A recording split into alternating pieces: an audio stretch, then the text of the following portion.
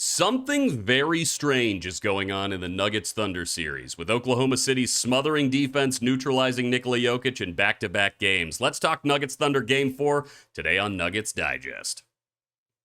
Hey there, guys. My name is Stuart Hicar, basketball fan, Colorado native, and just a really trustworthy guy. The kind of guy you could bet would answer a phone call from you at 2 a.m., even if it's not a particularly important one. Just a solid dude. And before we get into basketball talk, there is something I need to bring to your attention first, and that's this little number right here. Did you know only 10% of you are actually subscribed to this channel, which means 90% of you are missing out on the best gosh darn basketball analysis this side of the continental divide. Please, if you like what we do here at Nuggets Digest, hit that subscribe and like button to stay up to date with your favorite Mile High team. Now that that is out of the way, let's talk Nuggets Thunder Game 4. Just an abysmal one. A brutal game. Really disgusting and garbage. That is the only way to describe it. Look at that first quarter in terms of scoring. The Nuggets only had 8 points. That is an NBA playoff low. That is unbelievable. That one, the Oklahoma City Thunder had such smothering defense on us that we really just went so cold. But also, two, we couldn't buy a shot. We had nice open threes from time to time that we couldn't put any down. It was just it looked like two scrub teams playing at the YMCA. Lots of open shots, all of them bricking, and on both sides. OKC wasn't all that much better in the first quarter, and I think that speaks to something we're going to talk about a lot in this video, which is exhaustion. I think this schedule is brutal, especially for the Nuggets coming off that Game 7 series with the Clippers. OKC had, I think, 8 days to rest between their series. Obviously, they wrapped up that first round pretty quickly. Not so much with the Nuggets. We have been very tired, and it shows when you're shooting a lot of shots that don't have guys' legs under them. Short shots, breaking off the front of the rim. We saw those all night long. And when you look at these stat lines, I mean, the one thing that really draws your eye is going to be Michael Porter Jr. with only 3 points. That's kind of unacceptable in a game like this, especially 0 from 5 for 3, 1 from 7 for from the field. Just not a way we can win this game, especially if Michael Porter Jr. can't even pick up some of those, a couple of trashy buckets right under the rim. That's the kind of stuff he's supposed to clean up while also being a shooting threat on the line, and neither of those things were happening, which made him a non-factor for the entire game. I will say, on this stat line, it says Jokic has 27 points. Don't let that fool you. This was one of his worst games of the season. Really a brutal performance, and it's not just because he was off with his shot, which, again, he looked tired, he looked gassed, and I'm starting to wonder how much that elbow injury is really affecting him. But I really need you to know that the Oklahoma City defense is smothering, is the only word I can really think of. They are sending 3-4 guys on him in the paint.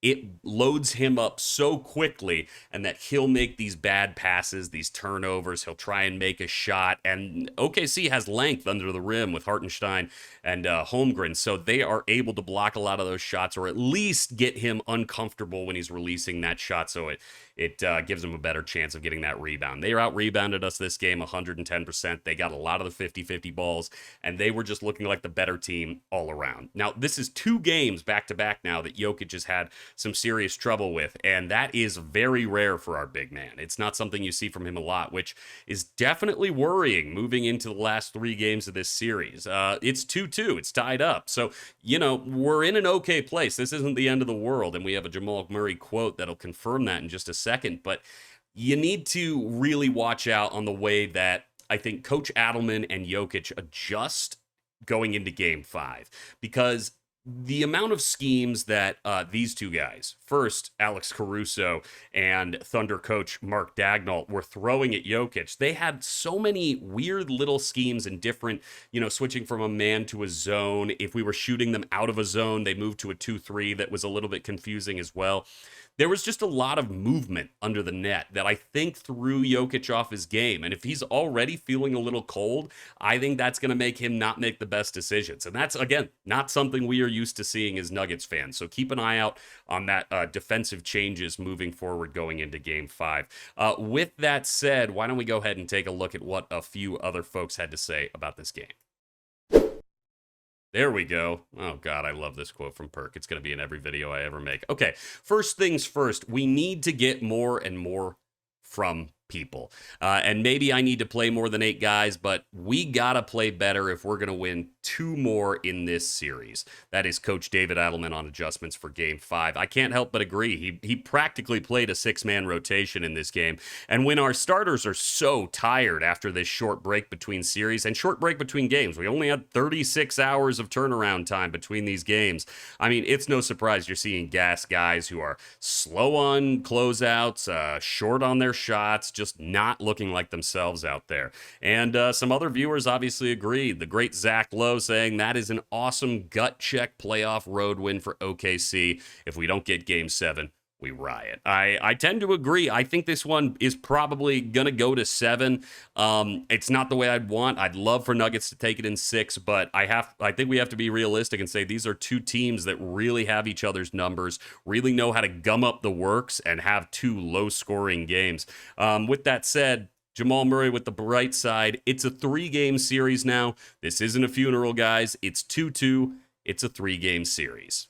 Couldn't have said it better myself. And that really does bring us to our last segment of this video, which is how to steal the series. A couple of tips that I think are really important things to focus on moving forward for that 3-game series coming up with OKC, essentially. First things first, rest up. Obviously, we don't have a lot of time, but man, these guys need to be off their feet for as much of this time as humanly possible. They just need to rest, recuperate, feel good on their legs again, even if they're not 100%. They need to at least feel like they have a shot at this game, especially going into a loud arena like OKC has. Number 2, study tape, and that has to do mostly with defensive schemes. I'm so tired of seeing these guys throw away balls with a turnover or a bad possession because they are just not adjusting to this really high pick and roll switch everything thing that OKC has going on. Just a lot of possessions where we got late in the clock shots that weren't nearly the kind of thing that we would want, but we just sort of let OKC's defense dictate the pace of that game. So we got to keep an eye on that tape and hopefully come up with some adjustments. And that includes adjusting rotations for Coach Adelman. Again, he played pretty much 6 guys for 48 minutes tonight. That's just not going to work. We need to put a little bit of trust in guys like Peyton Watson, DeAndre Jordan, guys who we've seen some spark from in past games, but who have been pretty much silent during this series. Don't get me wrong. They're not the most trustworthy people, our bench. It's our big weakness, right? And we saw this last year with that Minnesota series. We got deep into that series. Our starters were gassed, and when we needed to lean on our bench, they were ghosts. They weren't there. Is that going to be the same thing this time? I don't know. But we at least have to give them a chance. We know that our starters can't play 4 7-game series and win a finals playing 48 minutes every single game. It's just impossible. They are going to be gassed. So give them some time, especially in Game 5. Adjust those rotations, and let's get a couple of guys out on the floor just to see if they can even give us a little bit of an energy boost. Just one of those, maybe a change in demeanor for the rest of the team. It could be really, really helpful moving forward. But with that said, I also want to know, what do you think? Do you agree with my very good takes, or do you want me to be thrown from the top of Ball Arena? Either way, join the community and let me know down in the comments below.